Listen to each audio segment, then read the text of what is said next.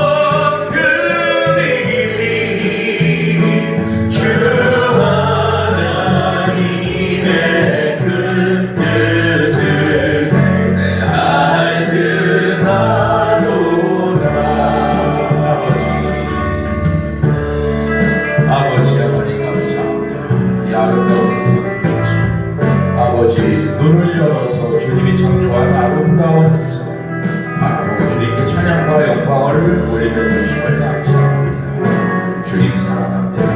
아버지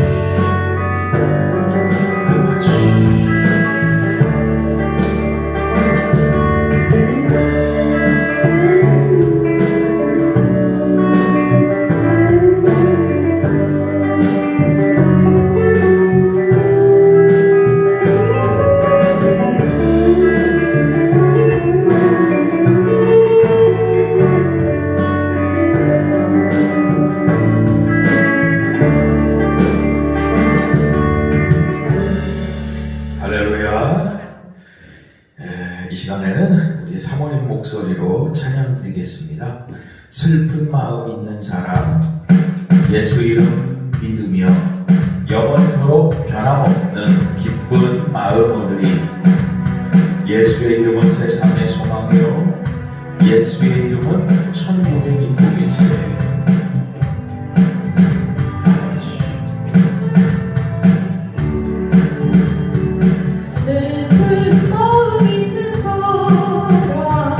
예수 이름 믿으면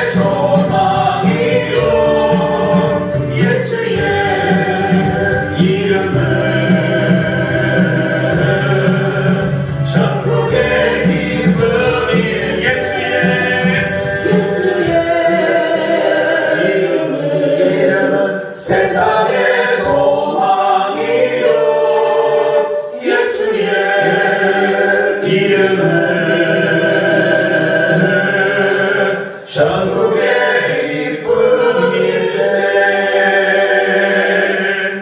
할렐루야.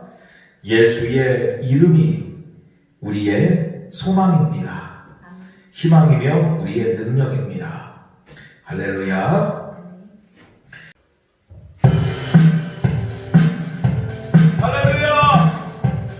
어두운 세상을 밝히기 위하여 이 땅에 오신 예수님을 찬양합니다.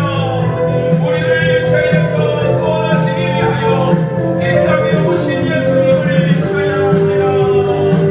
주여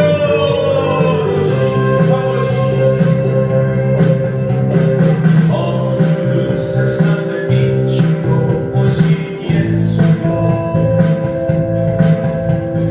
어두운 세상을 밝히고 오신 예수여, 나의 어두운 마음속에 들어오셔서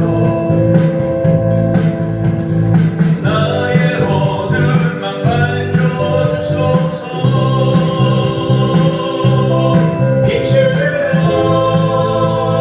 오신 예수여, 빛으로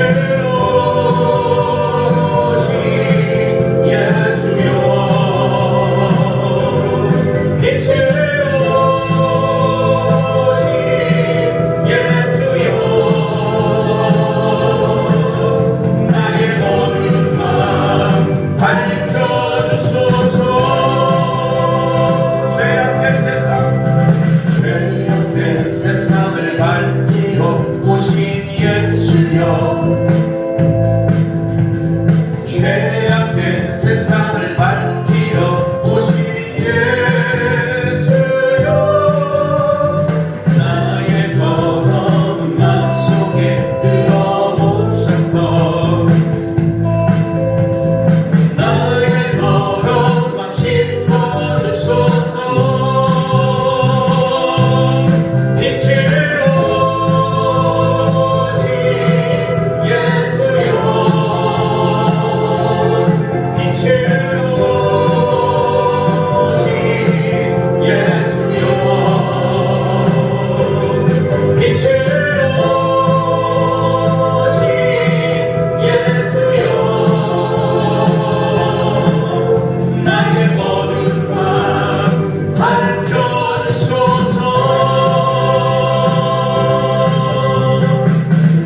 우리가 그에게서 듣고 너희에게 전하는 소식은 이것이 곧 하나님은 빛이시라, 그에게는 어둠이 조금도 없으시다는 것이다. 만일 우리가 하나님과 상임이 있다 하고 어둠이 행하면 거짓말을 하고 진리를 행하지 아니하니거니와. 아멘. 빛으로 오신 예수여, 빛으로 오신 예수여, 나의 어두운 맘 밝혀주소서. 빛으로 오신 예수여, 빛으로 오신 예수여, 빛으로 오신 예수여, 나의 어두운 맘 밝혀주소서. 나의 어두운 맘 밝혀주소서. 아버지, 아멘.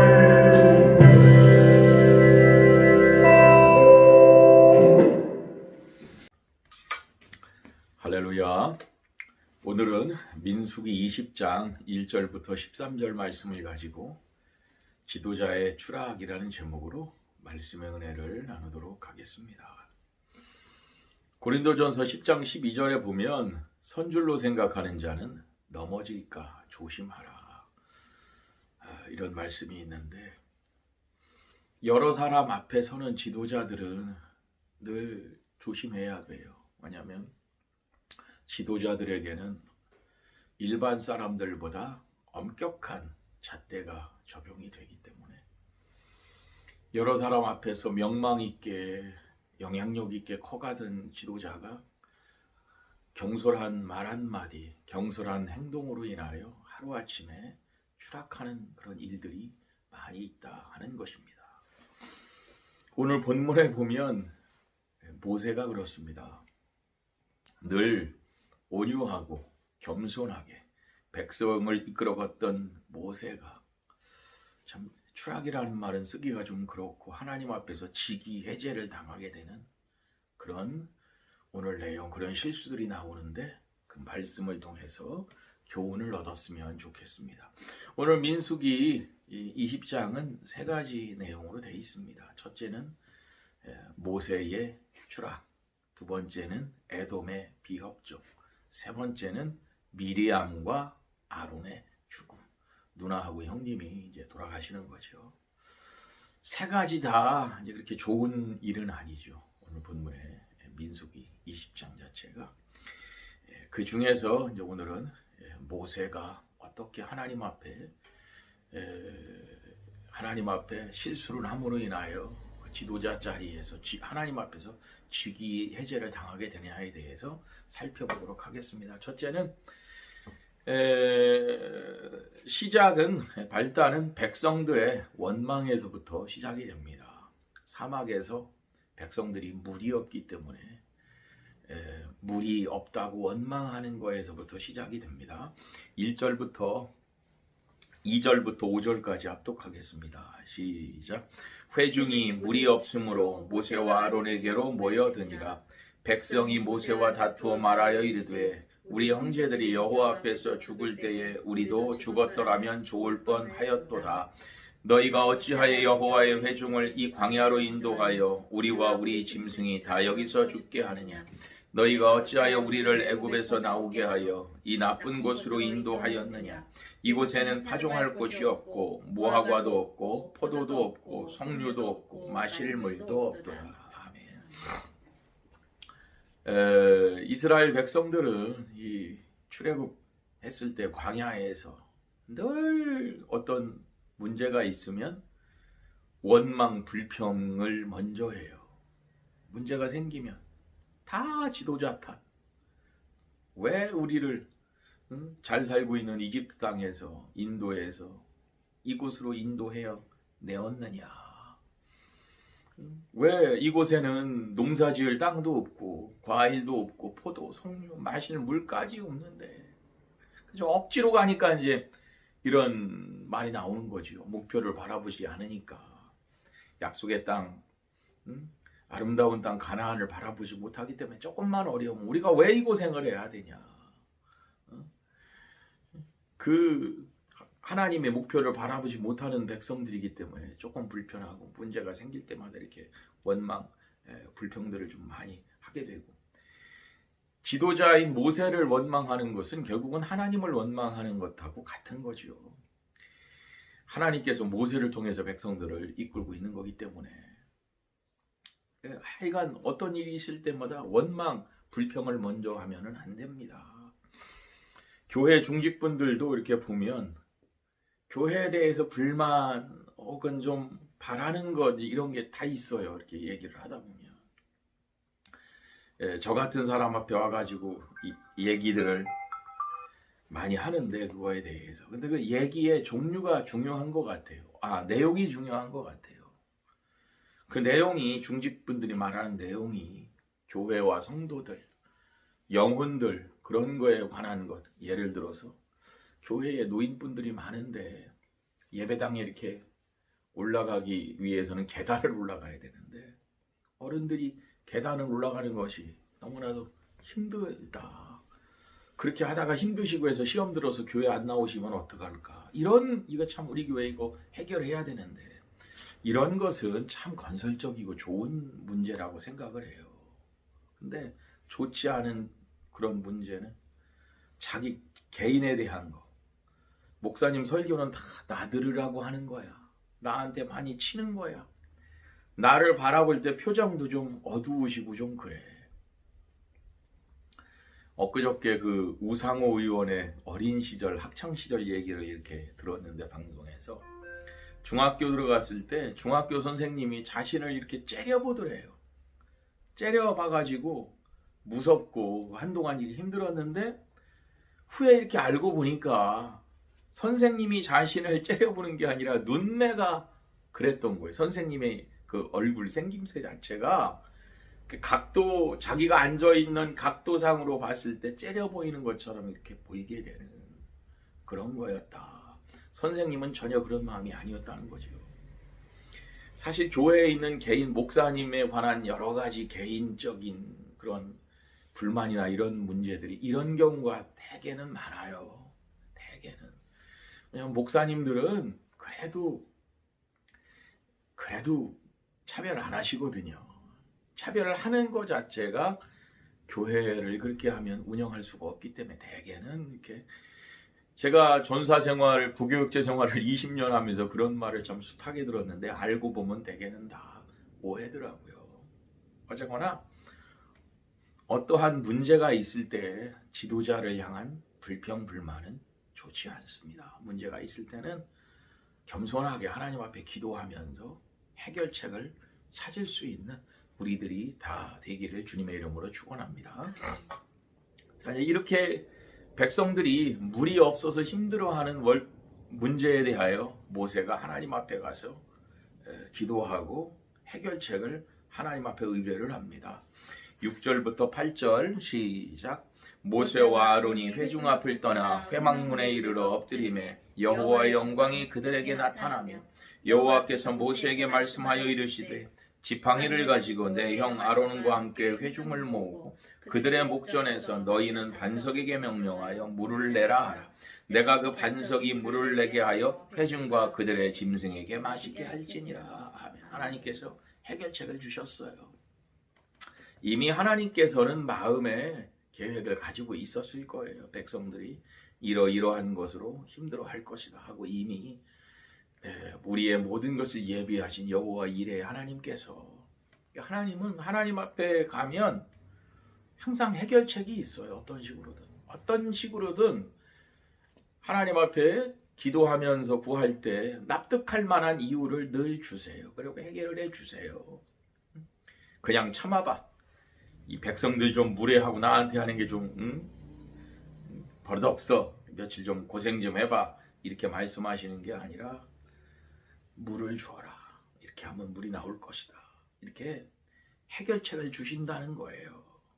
마태복음 5장 45절에 보면 하나님이 그 해를 악인과 선인에게 비추시며 비를 의로운 자와 불의한 자에게 내려주심이라.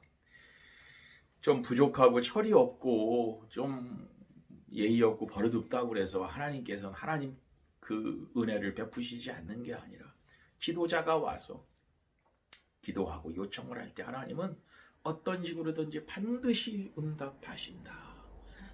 그것은 지금 이 코로나19 이 사태에도 마찬가지예요. 조금 힘들고 어렵지만 하나님께서는 이것을 통해서도 주시는 메시지가 있을 거예요. 그 메시지에 귀 기울이고 하나님의 도우심 구하며 겸손하게 나아갈 수 있는 우리들 되었으면 좋겠습니다. 그런데 이것을 행하는 모세가 불의했어요. 백성이 그 지도자가 해서는 안 될 행동을 했다는 거예요. 9절부터 11절입니다. 시작. 모세가 그 명령대로 여호와 앞에서 지팡이를 잡으니라. 모세와 아론이 회중을 그 반석 앞에 모으고 모세가 그들에게 이르되 반역한 너희여 들으라. 우리가 너희를 위하여 이 반석에서 물을 내려 하고 모세가 그의 손을 들어 그의 지팡이로 반석을 2번 치니 물이 많이 솟아나오므로 회중과 그들의 짐승이 마시니라. 아멘. 모세가 반석을 가리키기만 하면 되는 건데 여기서 그냥 반역한 너희여 들으라. 우리가 너희를 위하여 반석에서 물을 내려 하고 손을 들어 그 지팡이로 반석을 2번 치니까 그냥 하나님 말씀대로 가서 하기만 하면 되는데 하나님께서 너희에게 물을 주라고 하신다. 이렇게 하면 물이 나온다고 하신다. 그렇게만 말씀을 하면 되는데 야 이 싸가지 없는 인간들아 막 그냥 이 반역한 그냥 너희가 그렇게 너희들 행동이 그렇게까지 하는데도 너희를 위하여 반석에서 물을 내야 되겠냐? 너희들이 하나님의 은혜 받을 자격이 있어 이 뭐 쓰레기들아 막 이런 식으로 말을 한 거지요. 이건 하나님의 뜻이 아니거든요. 앞에 종은 주인이 말한 만큼만 하면 되는 거예요. 말한 만큼만. 더 하거나 빼거나 하면 안 돼요. 시키는 그대로 자기가 뭐를 하는 것처럼 자기 감정을 거기다가 붙여가지고 인간의 생각을 거기다가 넣으면 안 되는 거거든요. 이게 모세가 하나님 앞에서는 패역한 행동이었다. 패역한 행동. 하나님의 일은 그냥 그대로 전달만 해주는, 앞에서 일하는 사람은 더하거나 빼서는 안 된다 하는 것입니다. 이 일로 인하여 모세가 이스라엘의 지도자에서 직위 해제를 당하게 됩니다. 12절 13절입니다. 시작. 여호와께서 모세와 아론에게 이르시되 너희가 나를 믿지 아니하고 이스라엘 자손의 목전에서 내 거룩함을 나타내지 아니한 고로 너희는 이 회중을 내가 그들에게 준 땅으로 인도하여 들이지 못하리라 하시니라. 이스라엘 자손이 여호와와 다투었으므로 이를 무리라 하니라. 여호와께서 그들 중에서 그 거룩함을 나타내셨더라. 아멘. 모세가 그토록 원했던 모세 쪽에서는 실수죠. 이전까지 그 몇십 년간을 잘 참다가 잘 참다가 이제 이번에 한번 못 참은 건데, 그렇게 백성의 입장에서 백성들을 변호하고 했던 그 모세, 하나님께서 그냥 다 멸망시키고 너의 집안을 통해서 새로운 민족을 일으킨다고 말했을 때 모세가 안 됩니다. 하나님의 영광을 가리는 것입니다. 목숨을 걸고 기도를 했던 그런 모세가 한 번 감정을 드러낸 건데, 그것이 이제 큰 잘못이에요. 왜? 지도자이기 때문에. 지도자로서 공인으로서 한 행동이기 때문에 이게 큰 문제라는 거예요. 그래서 모세는 이 일로 인하여 사명을 완수하지 못하고 약속의 땅 가나안을 바라만 볼 뿐 들어는 가지 못하는 광야에서 인생을 마감을 하게 됩니다. 그러니까 지도자는 더 높은 잣대, 더 높은 수준을 요구하는 거예요. 그게 바로 지도자라 하는 겁니다. 모세는 하나님 앞에서 구원은 받을 수가 있지만 지도자로서 끝까지 임무 완수까지는 하지는 못하는 그런 지도자였다 하는 것입니다. 이제까지 하나님께서 모세와 아론을 뒤에서, 모세가 구스 여인을 그 여인을 취했을 때, 주변에서 말이 많았을 때 하나님께서 모세를 지켜주셨습니다. 또 아론에 대해서, 제사장직에 대해서, 또 백성들이 많이 많았을 때 아론의 쌍난 지팡이, 그런 걸로 인해서 또 아론에게 힘을 몰아서 이렇게 줬어요. 근데 본인들 자체가 선줄로 생각하는 자는 넘어질까 조심해라. 본인들이 지은 이런 본인들의 잘못한 이런 거에 대해서, 죄악에 대해서, 특히 백성 앞에서 한 거에 대해서는 어떻게 할 수가 없다는 거죠. 요즘 그 N번방 조수빈 이 사건 때문에 말이 참 많은데, 근데 이제 이곳에 또 입에 오르내리는 사람 중에 JTBC 손석희 사장의 얘기가 오르내려요. 참 손석희 사장은 2년 전까지만 해도 뉴스룸을 진행하면서 굉장히 영향력 있는 그런 인물이었는데, 작년 초에 김웅 기자와 폭행 사건으로 휘말리면서 이상하게 그 다음부터 저는 과연 손석희 사장이 그런 일을 했으리야 싶지만은, 어쨌거나 그때부터 뭔가 이렇게 석연치 않게 오다가 얼마 후에는 JTBC 뉴스룸에도 또 하차를 하고, 이번에 N번방 조수빈의 회유에 넘어가가지고 이 사람한테 1,000만 원을 줘가지고 누구 좀 정보를, 아마 김웅 기자나 이런 사람들에 대한 정보를 좀 얻으려고 이렇게 하다가 결국은 또 어떻게 이제 망신인 거지, 어떻게 보면 그런 일을 이렇게 당하게 됐는데, 좀 잘 정리되고 해가지고 또 좋은 모습을 보여주었으면 좋겠습니다. 그리고 어젠가요, 오늘인가요? 코로나19 재난지원금을 우리나라 소득 하위 70%에게 100만 원씩, 가구당 100만 원씩 지급하는 걸로 이제 정부가 결정을 했는데, 저는 개인적으로 좀 다 주었으면 다 주는 게 좋다고 생각을 해요. 다 주는 것이. 그런데 어쨌거나 정부가 소득 상위 30%는 제외하고 그 밑에 70%한테 주는 겁니다. 월 소득 712만 원, 연봉, 그러니까 1년 수입 8천만 원 가구당 이하 가구는 이제 주는 거거든요. 근데 이제 받지 못하는 30%의 분들이 세금은 많이 내는데 못 받아서 서운하다는 얘기도 좀 많이 나오는데, 그러나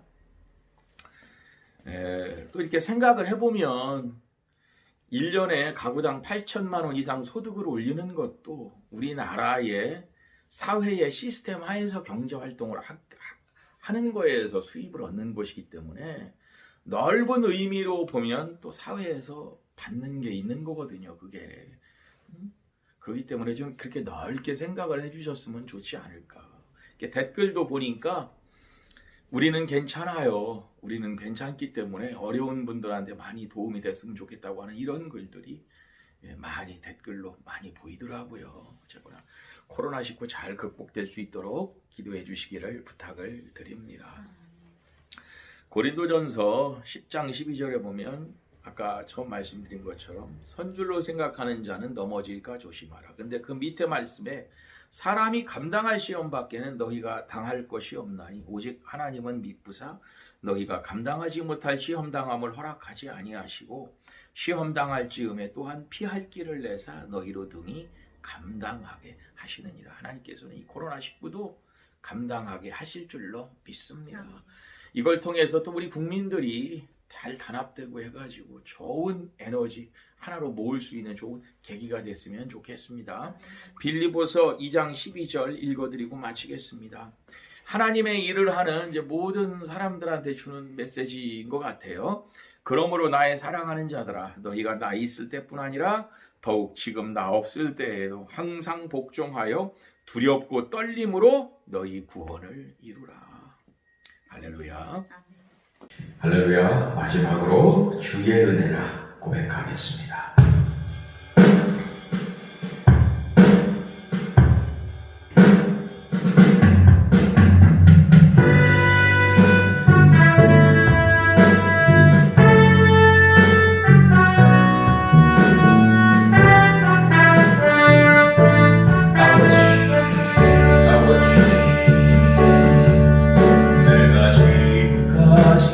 지내온 것을